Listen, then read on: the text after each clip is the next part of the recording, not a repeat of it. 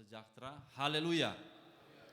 Kembali kita menikmati anugerah Tuhan setiap kali kita bisa beribadah, setiap kali kita bisa dengar firman, semua karena kesempatan yang Tuhan beri bagi kita. Saya berterima kasih kepada Bapak Gembala dan Ibu Rohani atas kepercayaan pada saat ini untuk berbagi kebenaran firman Tuhan. Saya akan melanjutkan seri khotbah saya menjadi Kristen yang ahli. Dan pada kali ini sudah masuk bagian yang kelima, kita akan mempelajari Matius pasal 15 ayat 21 sampai 28 paralel dengan atau bersama-sama dengan Markus 7 ayat 24 sampai 30. Tapi kita baca dulu Matius 15 ayat 21 dan 22. Bagi yang belum mengikuti seri khotbah ini bisa melihatnya di situs di YouTube GPDI Kalvari. Matius 15 kita baca ayat 21 dan 22. Dalam nama Tuhan Yesus Kristus, hitungan ketiga 1 2 3. Lalu Yesus pergi dari situ dan menyingkir ke daerah Tirus dan Sidon. Maka datanglah seorang perempuan Kanaan dari daerah itu dan berseru, "Kasihanilah aku ya Tuhan, anak Daud, karena anakku perempuan kerasukan setan dan sangat menderita."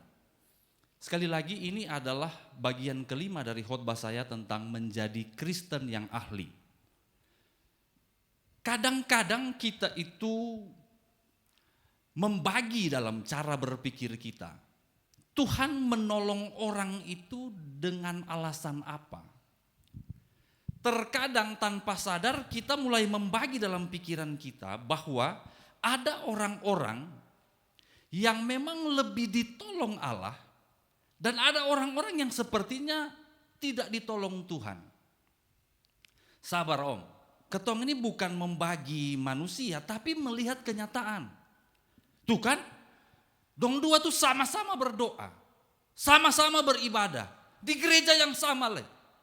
Tapi yang A, dia terima mujizat, yang B sonde. Siapa tahu yang A nih memang Tuhan pun kekasih hati. Tapi yang B itu mungkin Tuhan sepelekan dia. Lebih banyak itu berpikir begitu, lalu menyatakan bahwa beta ini yang Tuhan sun lihat nih. Lihat dong tuh, kayaknya diberkati, terus beta ini kayak begini terus. Bisa berdoa sekian lama, sampai ada hasil apa-apa.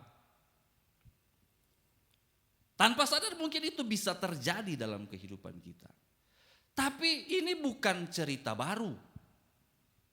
Ketika Injil-Injil ini ditulis, saudara-saudara, jemaat mula-mula itu sementara bergumul soal itu. Jadi secara tidak sadar terbentuk dikotomi, pemisahan. Ada golongan keturunan Yahudi, keturunan para penerima Taurat, orang-orang beragama Yahudi, yang kemudian percaya Yesus. Sonde bisa dilarang, mereka akan mengembangkan satu kebanggaan tertentu. Ketong ini ada ikut dengan Tuhan Yesus, wih.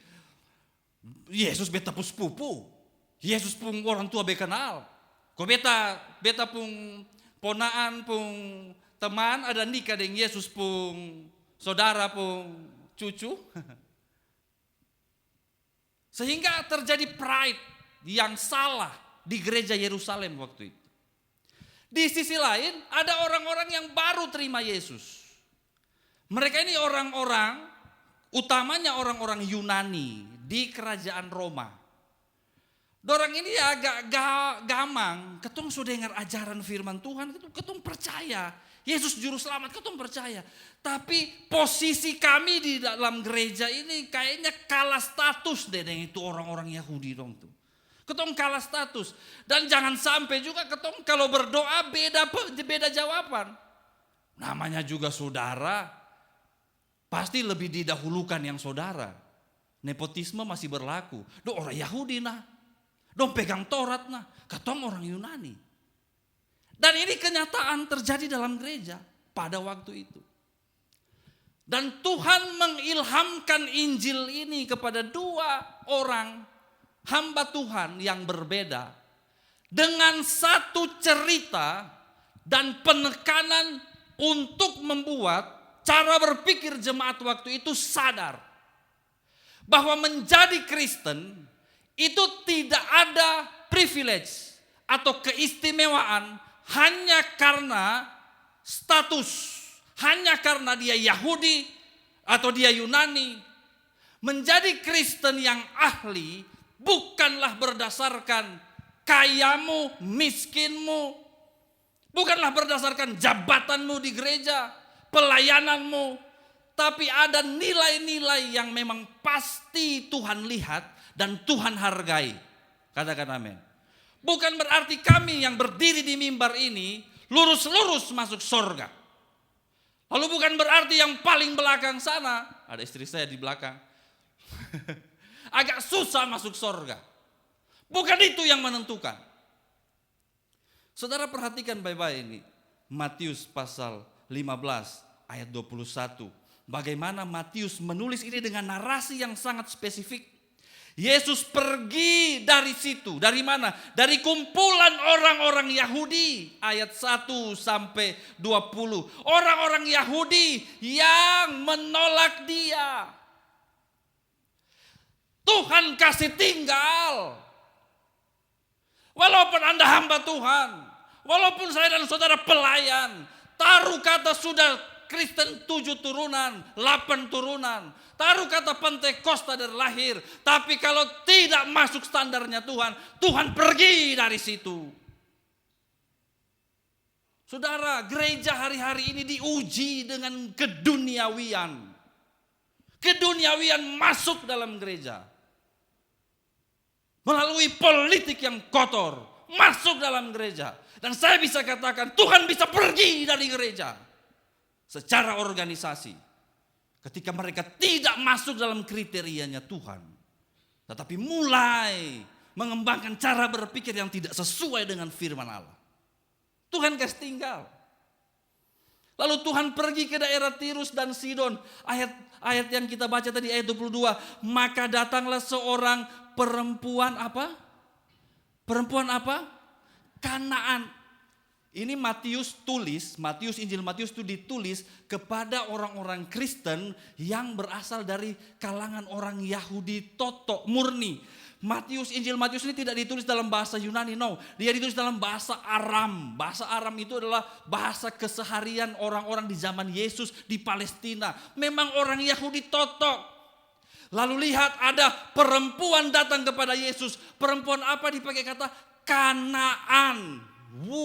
Itu bahasa yang sangat keras. Lihat, Yesus meninggalkan orang-orang Yahudi, para tetuanya, para ahli Tauratnya untuk pergi ke suatu daerah. Dan ada orang Kanaan, orang yang dibenci oleh orang Yahudi. Yang dari kejadian, so dikasih tahu orang Kanaan itu untuk dibunuh, untuk dimusnahkan oleh orang Yahudi. Tapi di Matius ada orang-orang Yahudi yang ditinggalkan Tuhan. Dan Tuhan akan ketemu dengan orang Kanaan. Ini kenyataan luar biasa saudara-saudara.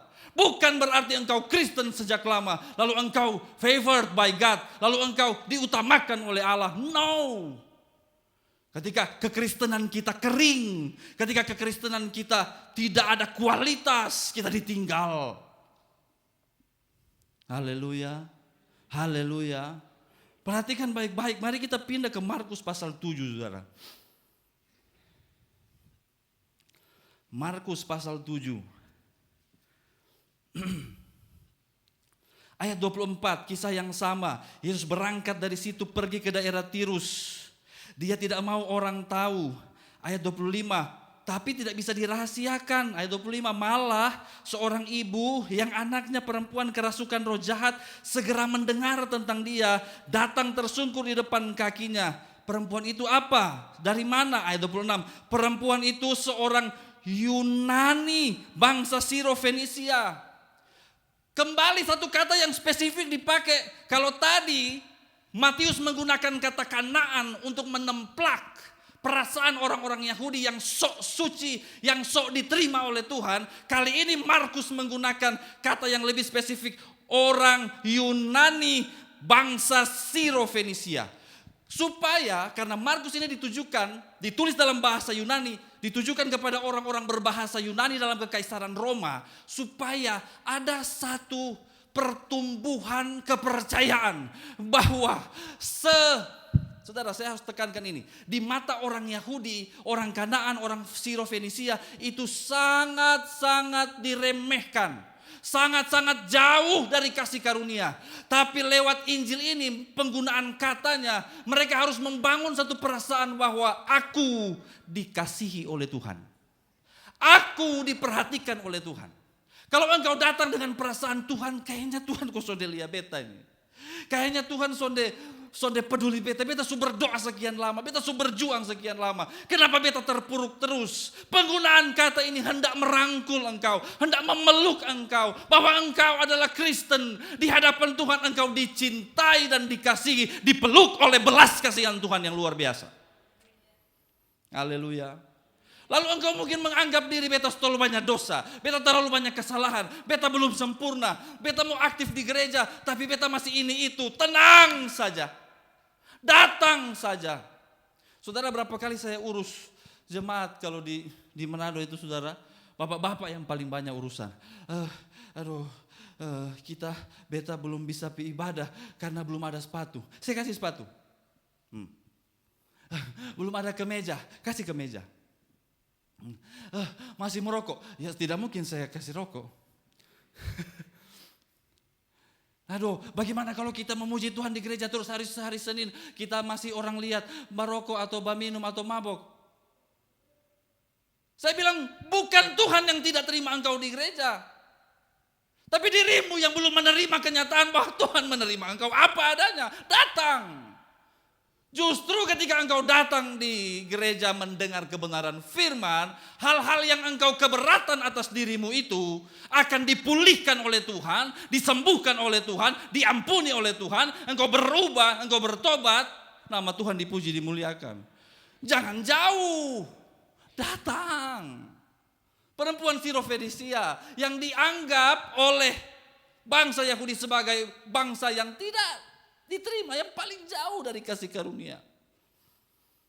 Tapi memang saudara, orang-orang yang diterima ini, yang akan menjadi Kristen yang ahli, yang kemudian akan memenuhi kriteria-kriteria, harus berjalan dalam apa yang Tuhan mau. Nah, kita akan lihat beberapa di antaranya. Haleluya. Tapi sebelum saya lanjut saudara, kita yang sudah Kristen lama, Pantekosta lama, jangan sombong, katakan amin. Bilang kiri kanan, jangan terlalu sombong karena kok. Santai sah. Lalu kita yang merasa diri rendah dan tidak diperhatikan Tuhan. Dengar, engkau disayang Tuhan, engkau diterima Tuhan, engkau dipeluk Tuhan, katakan amin. Bilang kiri kanan, kau Tuhan sayang. Puji Tuhan. Itu yang pertama. Sekarang, terus bagaimana? Kriteria apa yang Tuhan pakai untuk kita bisa dihargai sebagai seorang Kristen yang dicintainya? Mari kita masuk di ayat 23 Matius pasal 15. Matius pasal 15 ayat 23.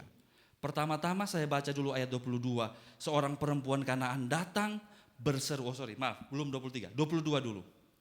Maka datanglah seorang perempuan Kanaan dari daerah itu dan berseru, kasihanilah aku ya Tuhan, anak Daud. Karena anakku perempuan kerasukan setan dan sangat menderita. Dengar baik-baik. Engkau dikasihi, diberkati, diterima oleh Tuhan. Lalu engkau mau dibentuk menjadi Kristen yang sejati, yang ahli. Step yang pertama adalah saya dan saudara harus mengenal Tuhan dengan benar. Bilang amin. Orang Kanaan, tapi waktu lihat Yesus, dia berseru, kasihanilah aku. Ya Tuhan. Dia tahu Yesus adalah Tuhan. Lalu dia pakai kata yang sangat-sangat Yahudi.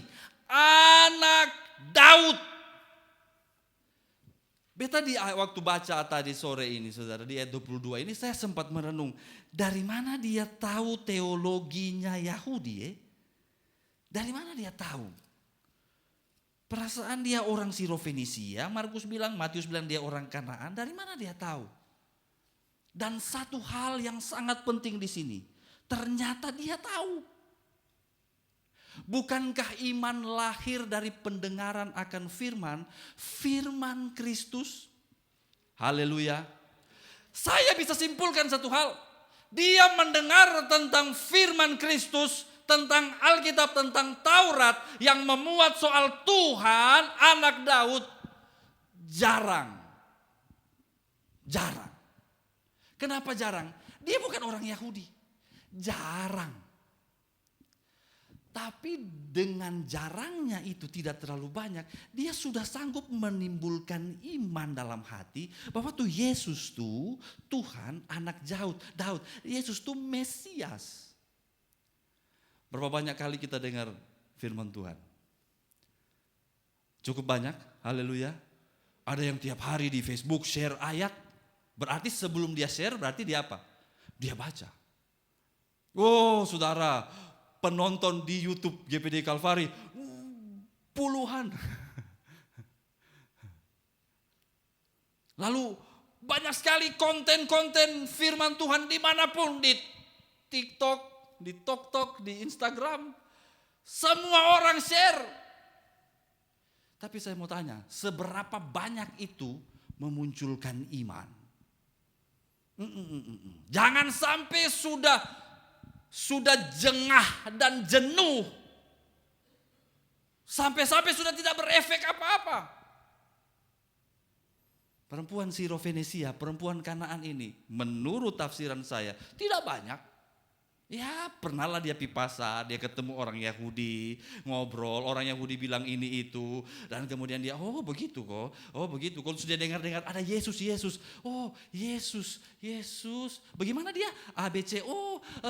Beta pernah dengar di pasar itu Mam tua dari Yerusalem bilang kalau Mesias itu ABC. Oh sama, berarti Yesus itu juru selamat. Anda bayangkan ironinya.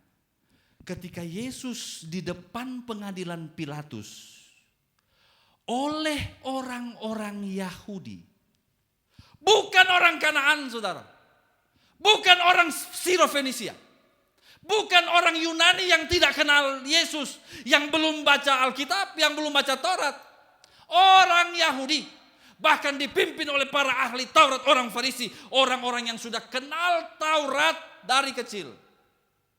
Tetapi terhadap Yesus mereka bilang apa? Salibkan dia. Ironi yang mengerikan. Orang yang sudah jutaan kali dalam hidupnya mendengar dan membaca firman, tidak mengenal juru selamat. Saudara, seberapa banyak kita mengenal firman, mendengar firman, kenallah Yesus dari firman Allah. Haleluya. Saudara mau mengenal dia, amin. Pengenalan kita terhadap firman akan ditunjukkan dengan reaksi-reaksi kita dalam hidup. Orang yang kenal firman, yang tahu Yesus dari kebenaran, tidak bisa dilihat dari pengetahuan teologinya. Saya teolog saudara, saya sekolah, saya belajar.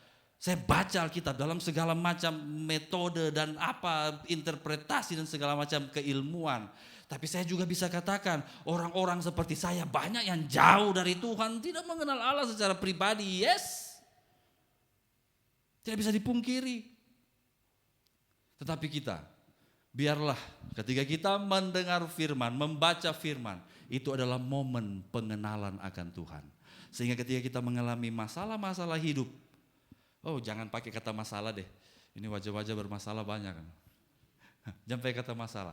Ketika kita menghadapi momen-momen kehidupan, pengetahuan firman, pengenalan akan Tuhan, itu akan muncul di saat itu. Dia ada mengalami tapi dia bereaksi sesuai dengan firman Tuhan yang ini. Itu keren. Haleluya. Saudara mau bereaksi sesuai firman Tuhan? Ada perubahan sesuai firman Tuhan, amin. supaya ada guna dan untung kita datang beribadah. Firman Tuhan katakan datang beribadah itu ada keuntungan besar. Jangan kita menjadi orang Farisi yang sudah baca firman tapi malah berteriak salibkan dia, salibkan dia. Mari kita mengenal firman dengan benar, bertumbuh lalu berubah. Katakan amin. Yang kedua, itu yang pertama. Apakah pengenalan akan Tuhan lewat firman itu cukup? Ternyata Yesus bereaksi berbeda, saudara. Kita lihat ayat 23 Matius pasal 15. Bereaksi bukan berbeda, bereaksi tidak seperti yang diharapkan. Pikir kok, kasihanlah aku ya Tuhan anak Daud, anakku perempuan kerasukan setan sangat menderita. Mungkin dalam pikirannya sesuai dengan firman yang dia dibaca. Berserulah kepada Tuhan, maka Tuhan akan menolong. Jadi ketika dia berseru, yang dia bayangkan Tuhan mungkin langsung balik dan berkata, mana anakku, hai setan keluarlah, pulanglah dalam damai sejahtera, dalam berkat Allah Bapa bersama Kudus. Mungkin itu yang diharapkan. Saya juga begitu sih saudara. Kalau lagi kepepet, lagi berdoa, lagi ada masalah, berdoa Tuhan tolonglah. Biasanya yang saya harapkan adalah cahaya putih dari atas turun. Tiba-tiba semua persoalan selesai. Saya belum pernah. Mungkin masih kurang apa selesai. Kita lihat reaksi Yesus di ayat 23. Tetapi Yesus sama sekali tidak menjawabnya. Habis kita. Kalau dia jawab, kamu bisa tahu apa yang dia mau begitu. Tetapi sama sekali Yesus tidak menjawabnya. Dan murid-murid Yesus juga tidak membantu. Coba kita murid-murid Yesus, Yesus kasihan ini, Mam Tuhan datang jauh-jauh nih, tolong dulu apa kok? Malah murid-murid Yesus berkata kepada Yesus meminta kepadanya, suruhlah ia pergi. Ia mengikuti kita dengan berteriak-teriak. Apa ini? Kalau kita lihat di Markus, di Markus pasal 7. Dan memang nanti disampaikan di Matius pasal 15. Yesus langsung menjawab begini dengan pertanyaan. Ayat 27, Markus 7 ayat 27. Kalimat yang sama ada di Matius 15. Lalu Yesus berkata kepadanya, biarlah anak-anak kenyang dahulu, sebab tidak patut mengambil roti yang disediakan bagi anak-anak dan melemparkannya kepada anjing. Kalau ketemu pakai urutan Matius 15, pertama dia cuek. Habis dia cuek, ini murid-murid bilang musir sudah dia. Tapi ketika dia bicara, malah yang dikatakan adalah ayat 24 Matius pasal 15. Jawab Yesus, aku diutus hanya kepada domba-domba yang hilang dari umat Israel. Saudara, seringkali atau mungkin sudah menjadi pola caranya Tuhan. Tuhan itu ingin kita ngotot. Saya membuka banyak tafsiran soal ayat-ayat ini, saudara. Dan hampir semua para penafsir Alkitab mengatakan begini. Ini adalah ujian Tuhan yang diberikan kepada wanita itu, pada perempuan itu. Apakah dia mau terus maju atau menyerah? Saudara, ujian yang diberikan kepada perempuan itu bukan waktu anaknya kerasukan setan. Bukan waktu anaknya menderita, bukan. Seringkali kan kita berkata begini, kenapa ada kecelakaan? Ya, ujian dari Tuhan. Tapi di kasus ini bukan itu ujiannya. Ujiannya adalah ketika Tuhan tidak menjawab. Bahkan waktu dia jawab, jawabannya menyakitkan hati. Saya diutus hanya untuk domba-domba Israel. Lalu kalimat yang lebih lanjut ketika dia terus ngotot meminta, dia bilang, tidak patut roti untuk anak-anak, masa diberikan kepada anjing? Weh, kalau kena mama-mama NTT nih, dia naik memang, nah apa? Karmana ulang. Apa aku bilang tadi? Lu dari bangsa sebelah omong apa beta? Oh, dia belum tahu ini ya. Orang Soe dia belum tahu beta nih. Dapat mau Manado, dapat lempar panci. Sandal, apa lu bilang apa? Lincoln omong waktu dia sharing di anak-anak remaja di hari Senin kan ada persekutuan remaja ya. Terus Lincoln tanya, siapa di sini yang masih bamaki? Dong angkat tangan pelan-pelan. Pelan-pelan tapi hampir semua. Oh, belum tahu nak Om Kotong kalau tersinggung. Jangan lu pikir cuma lu mulut sah. Beta juga ada. Dobele. Merah le. Dan memang terminologi orang Yahudi terhadap orang kafir, maaf, anjing. Mau lihat nih imam tua ini. Dia masih maju kosong. Tapi firman Tuhan mencatat. Dia tahu kepada siapa dia berdoa. Dia tahu kepada siapa dia datang. Dia tahu kepada siapa dia berlutut. Dia tahu kepada siapa dia berteriak minta pertolongan.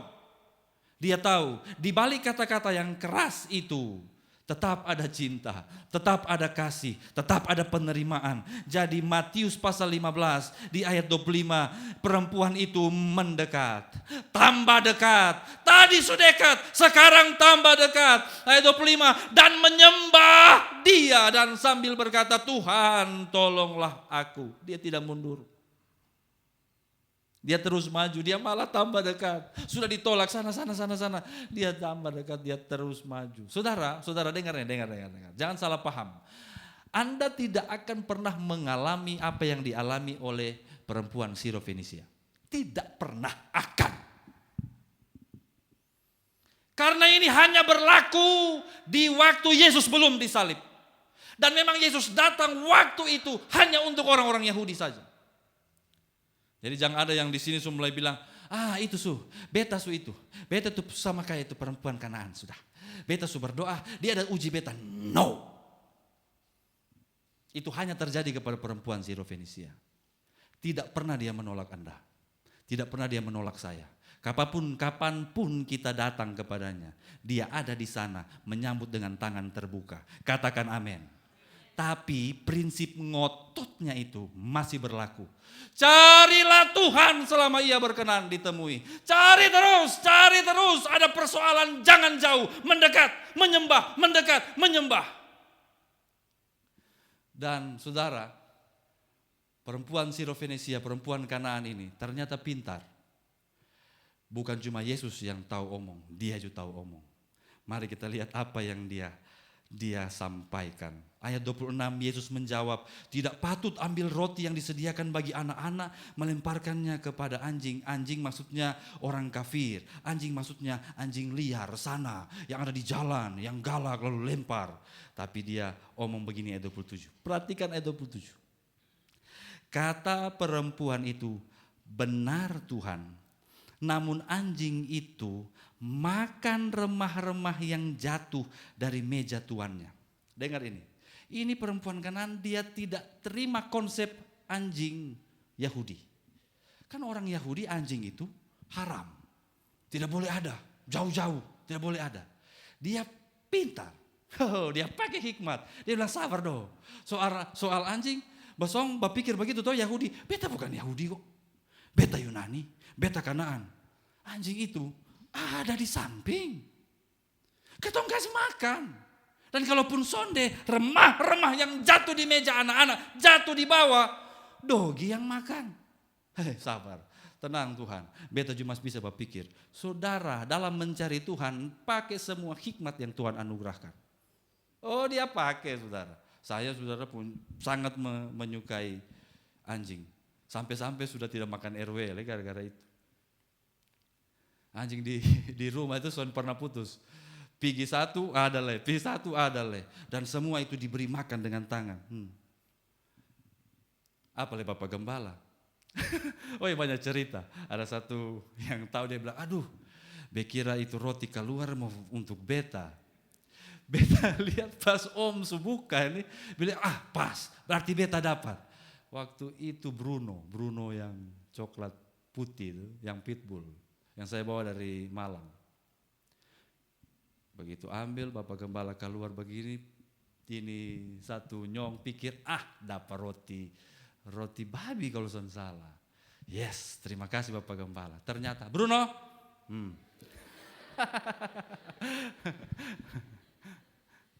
kau memang ketong suka, ketong sayang. Lihat tuh perempuan Sirofenisia. Dia tidak kalut, dia tidak kalap. Dalam keadaan tertekan, dia tetap berharap. Dia tetap tahu Tuhan sayang dia. Dia kejar terus. Dan kalimat itu dihargai Yesus dengan ayat 28. Kalimat iman itu dihargai Yesus di ayat 28. Maka Yesus menjawab dan berkata kepadanya, "Hai ibu, besar imanmu." Aduh, jarang sekali di Alkitab ini ada kata-kata besar imanmu. Satu dua orang sah. Hanya kepada mereka yang mau mengerti firman, mengenal Tuhan dengan benar, lalu dalam pengiringannya itu tidak mundur. Tidak mundur. Maju terus. Kau tahu ada masalah apa sih? Ditanya.